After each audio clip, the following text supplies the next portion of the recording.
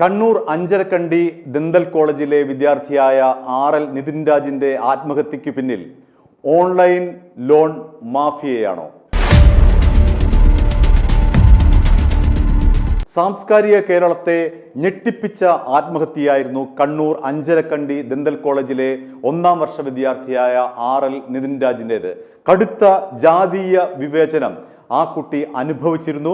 Anatomy വിഭാഗം മേധാവിയായ doctor MK Ram, associate പ്രൊഫസറായിട്ടുള്ള സംഗീത നമ്പ്യാർ എന്നിവരാണ് ഈ നിതിൻ രാജിനെ ജാതീയമായി അധിക്ഷേപിച്ചത്.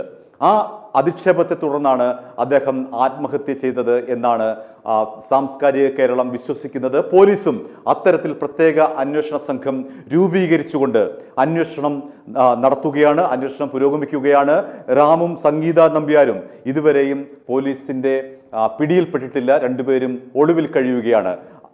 ദളിത് അട്രോസിറ്റിയിലെ കടുത്ത വകുപ്പുകൾ ചുമത്തിയാണ് ഈ രണ്ടുപേർക്കുമെതിരെ കേരള പോലീസ് കേസെടുത്തിരിക്കുന്നത്. പ്രത്യേക അന്വേഷണ സംഘം കേസെടുത്തിരിക്കുന്നത്. ഇത് നമുക്കെല്ലാവർക്കും അറിയാവുന്ന ഒരു കാര്യമാണ്. അതിനെ നമ്മൾ അദ്ദേഹത്തിൻ്റെ മരണം അങ്ങേയറ്റത്തെ ഞെട്ടലോടുകൂടിയാണ് കേരളം കേട്ടത്. നേരത്തെ നമ്മൾ ഇത്തരത്തിൽ രോഹിത് വെമുലയെയും പായൽ തദ്വിയും ദർശൻ സോളങ്കിയെയും അനിൽ മീണ അതേപോലെ തന്നെ ഫാത്തിമ ലത്തീഫ് ഇത്തരത്തിൽ ജാതീയ മത അധിക്ഷേപം നേരിട്ടുകൊണ്ട് ആത്മഹത്യ ചെയ്ത ചരിത്രം നമുക്ക് മുന്നിലുണ്ട്. ആ ഒരു പട്ടികയിലേക്കാണ് നിതിൻ രാജ് എത്തിയത് എന്നുള്ള കാര്യത്തിൽ തർക്കമില്ല. പക്ഷേ ഇവിടെ നിതിൻ രാജിനെ ഈ ആത്മഹത്യയിലേക്ക് തള്ളിവിടാൻ തക്ക വിധം വലിയ പ്രതിസന്ധിയിലേക്ക് കൊണ്ടെത്തിച്ചത് ഇത്തരം ജാതീയ അധിക്ഷേപത്തിന് പുറമെ മറ്റൊരു കാര്യം കൂടിയുണ്ട്. അതാണ് നമ്മൾ അന്വേഷിക്കുന്നത്. ഓൺലൈൻ ലോൺ മാഫിയ എന്ന് പറയുന്ന ഒരു ഗൂഢസംഘം. ആ സംഘത്തിൻ്റെ ഇരയാണ് RL നിതിൻ രാജ് എന്ന് പോലീസ് ക്ലിയറായി പറയുന്നു. മാത്രമല്ല, അതുമായി ബന്ധപ്പെട്ട് കണ്ണൂർ സൈബർ ക്രൈം വിങ് രണ്ടാമതൊരു FIR കൂടി ഇട്ടിരിക്കുകയാണ്. ഇനി എന്താണ് ഈ ഓൺലൈൻ ലോൺ മാഫിയയുടെ പ്രവർത്തനം? എങ്ങനെയാണ് അത് ഇരകളെ വീഴ്ത്തുന്നത്? വളരെ നിസ്സാരമാണ് കാര്യങ്ങൾ. കഴിഞ്ഞ 5 വർഷത്തിനിടയിൽ ഈ ഓൺലൈൻ ലോൺ മാഫിയയുടെ കെണിയിൽപ്പെട്ട് 1ഉം 2ഉമല്ല 17 മലയാളികളാണ് ജീവനൊടുക്കിയത്. അക്കാര്യം നമ്മൾ കാണാതെ പോകരുത്. ആ കണക്ക് കാണാതെ പോകുന്നത്. ഇവരുടെ പ്രവർത്തന രീതി വളരെ സിമ്പിളാണ്. ഏതൊരാൾക്കും എത്ര രൂപ വേണമെങ്കിലും കൊടുക്കാൻ തയ്യാറായി നിൽക്കുന്നവരാണ് ഈ ലോൺ ആപ്പുകാർ. നടപടി ഇത്രമേ ഉള്ളൂ. ഈ ആപ്പ് ഡൗൺലോഡ് ചെയ്യുക, ഫോൺ നമ്പർ കൊടുക്കുക, എത്ര രൂപ വേണമെന്ന് പറയുക. ഉടൻ തന്നെ വളരെ വേഗം തന്നെ നമ്മുടെ ആ അപേക്ഷിക്കുന്ന ആളുടെ അക്കൗണ്ടിലേക്ക് ഈ പറഞ്ഞ തുക ഈ ലോൺ മാഫിയ, ഓൺലൈൻ മാഫിയ എത്തിച്ചു കൊടുക്കും. 30% ഇവരുടെ പ്രോസസ്സിംഗ് ഫീസ്. ഇത്തരത്തിൽ 19,000 രൂപയാണ് RL നിതിൻ രാജ് ഈ ഓൺലൈൻ ലോൺ മാഫിയയിൽ നിന്ന് കടമെടുത്തത്. ആ കടമെടുത്ത തുക എന്തിനു വേണ്ടിയാണെന്ന് ചോദിച്ചാൽ, അദ്ദേഹത്തിൻ്റെ അമ്മ ലത 2 ആശുപത്രിയിലായി ചികിത്സയിൽ കഴിയുകയാണ്. ഒന്ന് വട്ടപ്പാറ SUT ആശുപത്രിയിലും 2 തിരുവനന്തപുരം മെഡിക്കൽ കോളേജ് ആശുപത്രിയിലുമായി അമ്മ ലത ചികിത്സയെ തുടരുകയാണ്. അതിൻ്റെ അടിസ്ഥാനത്തിലാണ് അമ്മയുടെ ചികിത്സയ്ക്ക് വേണ്ടിയാണ് കുടുംബത്തിൻ്റെ അറിവോടുകൂടി നിതിൻ രാജ് ഇത്തരത്തിൽ ഈ ഓൺലൈൻ മാഫിയയുടെ കയ്യിൽ നിന്നും 19,000 രൂപ വാങ്ങിയത്. നമ്മൾ ഈ കെണിയിൽപ്പെട്ടാൽ പിന്നീട് എന്നേക്കുമുള്ള ഒരു മരണക്കെണിയാണിത്. 25,000 രൂപയാണ് വായ്പ എടുക്കുന്നതെങ്കിൽ 6 ലക്ഷം രൂപ വരെ അടക്കേണ്ടി വരും. അത്തരത്തിലാണ് ഇവരുടെ പ്രവർത്തനങ്ങൾ. ഏതെങ്കിലും ഒരു അടവ് മുടങ്ങിയാൽ ഉടൻ തന്നെ വരികയായി ഭീഷണി സന്ദേശം. ഇത് ലോൺ എടുത്തവർക്ക് മാത്രമല്ല, ആ ലോൺ എടുത്തവരുമായി ബന്ധപ്പെട്ട് നിൽക്കുന്ന മുഴുവൻ പേർക്കും ഇത്തരത്തിൽ ഭീഷണി സന്ദേശം ഇവർ അയക്കും. വേണ്ടി വന്നാൽ മോർഫ് ചെയ്ത് നഗ്ന ദൃശ്യങ്ങൾ പ്രചരിപ്പിക്കും എന്നുവരെ ഈ മാഫിയ സംഘം ഭീഷണിപ്പെടുത്തും.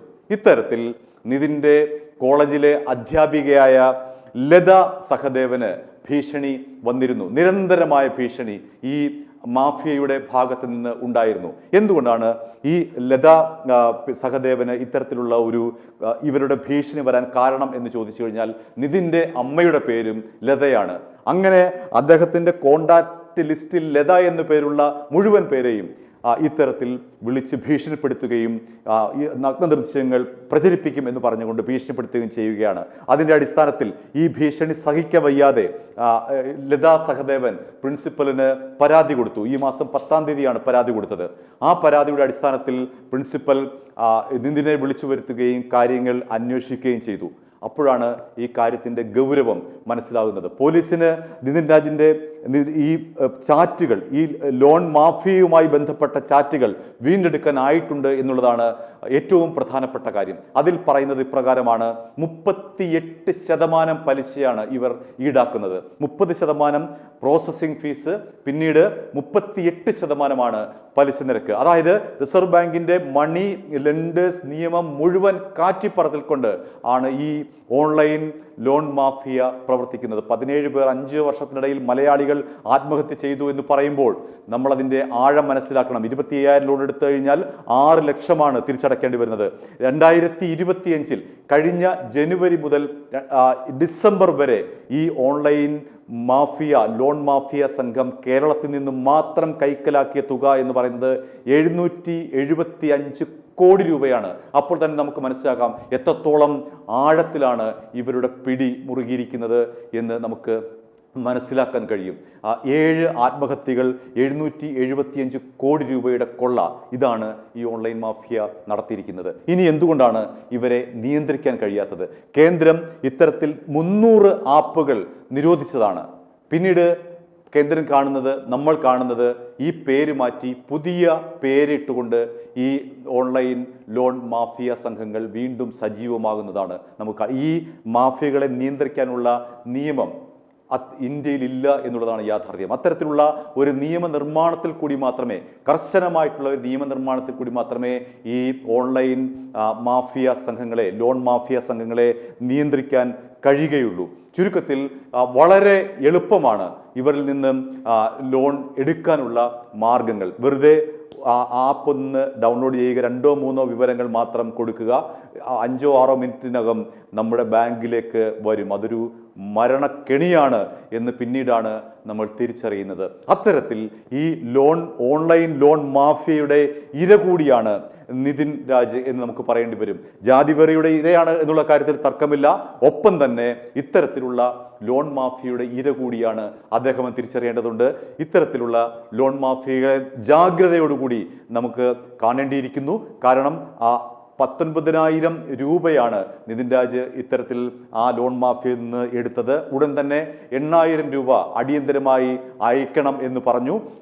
അത് നിതിൻ രാജിന് മാത്രമല്ല, ഈ അധ്യാപികയ്ക്കും ഇത്തരത്തിലുള്ള ഭീഷണി സന്ദേശം നിരന്തരം വന്നു. നിരന്തരമായ ഭീഷണി, നിരന്തരമായിട്ടുള്ള ഭീഷണി, കൊന്നുകളയുമെന്നുള്ള ഭീഷണി, വ്യാജ നഗ്ന ദൃശ്യങ്ങൾ പരസ്യപ്പെടുത്തുമെന്നുള്ള ഭീഷണി. ഇത്തരത്തിൽ കുടുങ്ങിപ്പോയ ഒരാളാണ് നിതിൻ രാജ് എന്ന് നമുക്ക് മനസ്സിലാക്കണം. അതുകൊണ്ട് തന്നെ കർശനമായിട്ടുള്ള നിയമനിർമ്മാണം ഇക്കാര്യത്തിൽ നടത്തിക്കൊണ്ട് ഓൺലൈൻ മാഫിയകളെ നമ്മുടെ വരുന്ന തലമുറ, വളരെ കൗമാരക്കാർക്ക് ഒരുപാട് ആവശ്യങ്ങളുണ്ട്. അവർക്ക് ബൈക്ക് വാങ്ങണം, അവർക്ക് പലതരത്തിലുള്ള ആവശ്യങ്ങളുണ്ട്. അത്തരത്തിൽ കുടുംബത്തിൽ നിന്ന് പണം കിട്ടാതാകുമ്പോൾ ജസ്റ്റ് ഒന്ന് ഡൗൺലോഡ് ചെയ്താൽ ചോദിക്കുന്ന പണം ബാങ്കിലെത്തുന്ന രീതിയാണ് ഈ ആപ്പുകാരുടേത്. അവരുടെ പ്രവർത്തന രീതി അതുകൊണ്ടാണ്. അതുകൊണ്ട് തന്നെ രക്ഷിതാക്കൾ ഇക്കാര്യത്തിൽ ജാഗരൂകരായിരിക്കണം. നമ്മുടെ കുഞ്ഞുങ്ങൾ ഈ ആപ്പുകളിൽപ്പെട്ട് കുടുങ്ങി ഇത്തരത്തിൽ ആത്മഹത്യയിലേക്ക് പോകരുത് എന്നുള്ളതാണ് അഭ്യർത്ഥന. ഈ രണ്ടാമത്തെ FIR ഈ ലോൺ ആപ്പുമായി ബന്ധപ്പെട്ടാണ് പോലീസ് എടുത്തിരിക്കുന്നത്. മറ്റേ അട്രോസിറ്റി മുഖാന്തരമുള്ള കേസ് ശക്തമായി നടക്കട്ടെ. പക്ഷേ ഒപ്പം തന്നെ ഈ ലോൺ മാഫിയയെ പൂട്ടാനുള്ള നടപടികൾ നമ്മുടെ കേരള പോലീസിന്റെ ഭാഗത്ത് നിന്ന് ഉണ്ടാകുമെന്ന് തന്നെ പ്രതീക്ഷിക്കാം. i2i ന്യൂസ് സബ്സ്ക്രൈബ് ചെയ്തിട്ടില്ലാത്തവർ ഇപ്പോൾ തന്നെ സബ്സ്ക്രൈബ് ചെയ്യുക. നോട്ടിഫിക്കേഷൻ ലഭിക്കുവാൻ ബെൽ ബട്ടണും അമർത്തുക. i2i news, an eye for truth.